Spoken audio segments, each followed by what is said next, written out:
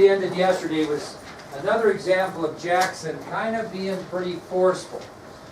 Now, I mentioned yesterday, I think the last thing we said is because of his popularity that he gained by being a circuit judge, he was appointed Major General of the Tennessee Militia, correct? He's going to be the overall commander. Now, that was a very prestigious position because his job was to protect Tennessee from either attack by Indians, maybe the Spanish who wanted some of that land, or maybe the English. And he ends up, and we'll get into this later, defending the United States of America in the Battle of New Orleans with Tennessee militia, Kentucky and Mississippi militia, etc. Okay? Well, in 1804, he resigned as circuit judge. He still was the Major General of Tennessee's militia. He served in both capacities. But he decided to resign as circuit judge in 1804. And where did he go back to? His plantation. Very good. He went back to his plantation. Cesar, very good. Okay, now, what he did in his plantation is he basically began to oversee. You know what? There, for who is it for? For you. Oh, you know what? They already brought me. Oh, they did? Yeah, but thank you. Yeah. What he began to do is oversee the general operations of his plantation, and he had established many whiskey distilleries there. He was making a lot of whiskey on his plantation because it made good money. So he moves back to the plantation, and he starts to oversee the general operations of his plantation, and he also becomes very interested in his whiskey distilleries that he had established so that there would be profit from the plantation. But you know, it was on his plantation that he really continued his real passion, which was the raising and breeding of racehorses. He was really into racehorses. He would breed racehorses so they would be fast, he would raise them, and obviously he would race them and go to the horse races. He was very, very into horse racing, raising of racehorses, the breeding of racehorses, and becoming a notable horse race development. Okay? Well, remember I told you he had kind of a bad temper? Well, in 1806, his emotions kind of get the best of him again. In 1806. And he got into it with an attorney by the name of Charles Dickinson. Charles Dickinson, who's on your ID sheet. Jackson and Dickinson got in this dispute, and it was over a horse race. Okay? Dickinson was also a horse owner, and they bet on a horse race, and Dickinson ended up insulting Jackson about this horse race. Okay? So, in 1806, Jackson's emotions get the best of him again. An attorney by the name of Charles Dickinson, who was also a horse owner, insulted Jackson in a dispute over a bet on a horse race. Okay? Insulted him. Now, he not only insulted him on the bet on the horse race, but he referred to Jackson's wife as an adulteress. Said that about his wife. Well, that tipped him over. So he probably would have been able to handle the dispute and the insult over the horse race. But when Charles Dickinson insulted his wife by referring to her as an adulteress, Jackson had enough. So what did he do, Marcus? Challenged him to a duel right off the bat. So again, in 1806, Andrew Jackson's emotions get the best of him. An attorney by the name of Charles Dickinson, who was a horse owner, insulted Jackson in a dispute over a bet on a horse race. Part of Dickinson's insults resulted in him calling Jackson's wife an adulteress. So an angry Jackson immediately challenged Charles Dickinson to a duel. Now that was not very bright, because Charles Dickinson was known as the best shot in the area. He was a very good shot with a pistol. So it was really kind of a dumb move on Jackson's part.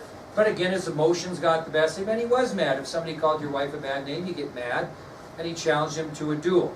Unfortunately for Jackson, Charles Dickinson was known as the best shot, not only in the county, but in the state of Tennessee. Very good with a pistol.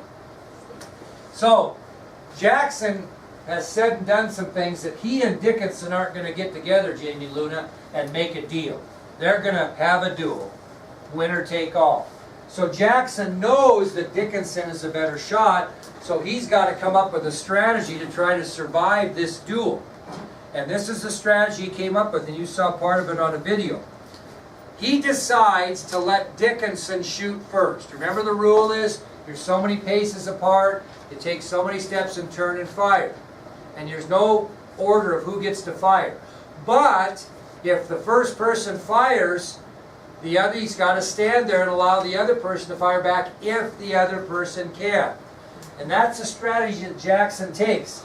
Although it's very risky, he decides he's going to allow Dickinson to fire first, and if he survives, he believes he can then take careful aim and fire back at Dickinson, who's got to stand fast, because they have someone there that's administering the duel, right? Making sure the rules are followed.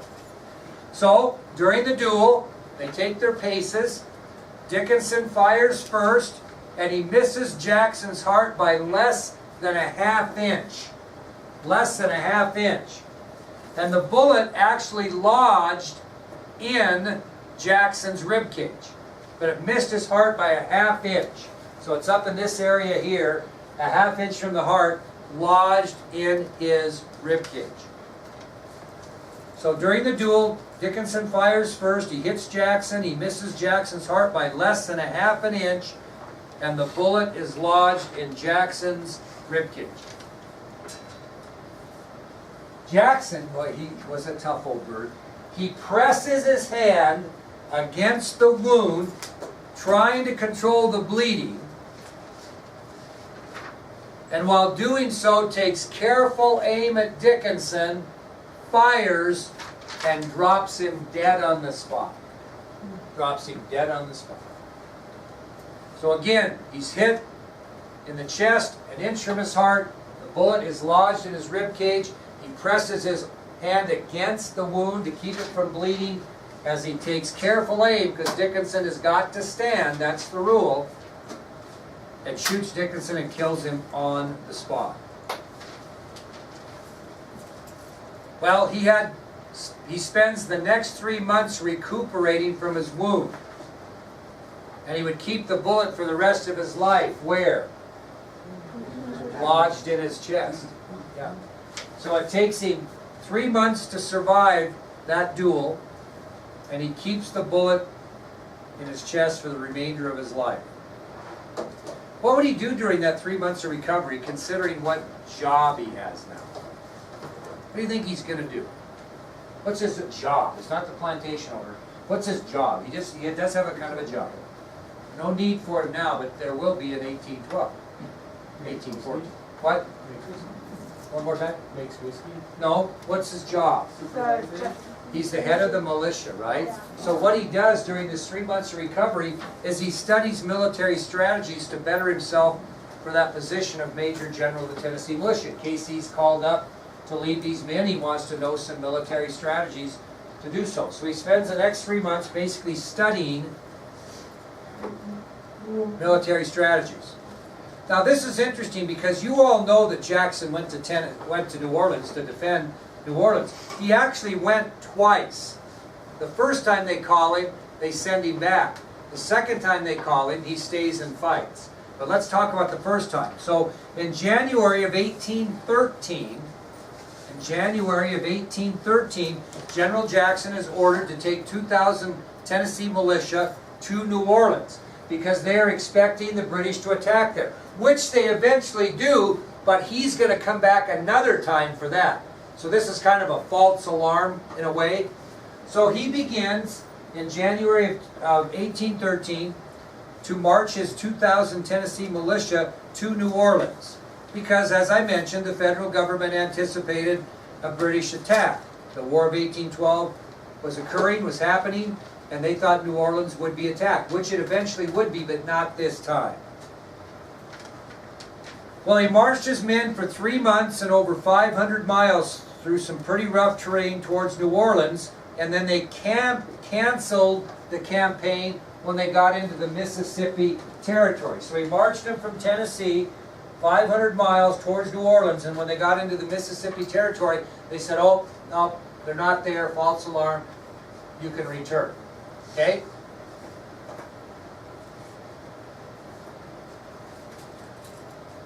Well, he's a general.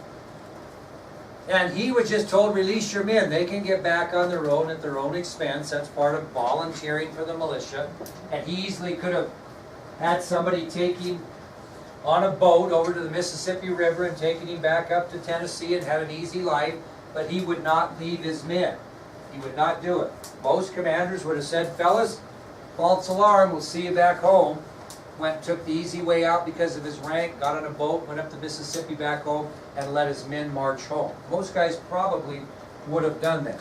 Jackson could have done that, but he didn't. He chose to escort him back, and he paid out of his own pocket to get him back. He paid them their salary, so to speak, in a way, paid them to go back, rather than make them pay for it.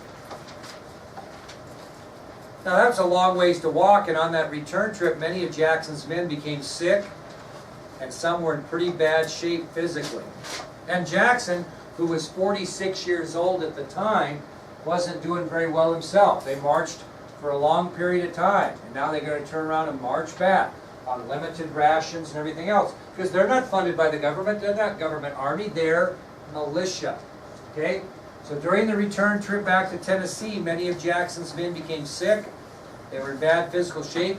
The 46-year-old Jackson himself wasn't in very good shape. But instead of using his horse to get himself back, he used his horse to pack sick men back, and he walked almost the entire route through rugged country on foot, allowing his men that were not feeling well to use the horse. So he got the reputation as he was pretty tough, right? And when they were marching back, one of his soldiers made the comment that he thought Jackson was as tough as hickory. What's hickory? It's the toughest wood that young man knew about in his life. Hickory's a very hard wood, and it really would be difficult to best hickory. It's probably the toughest wood there is. And Jackson was tough, and his men referred to him as tough as hickory.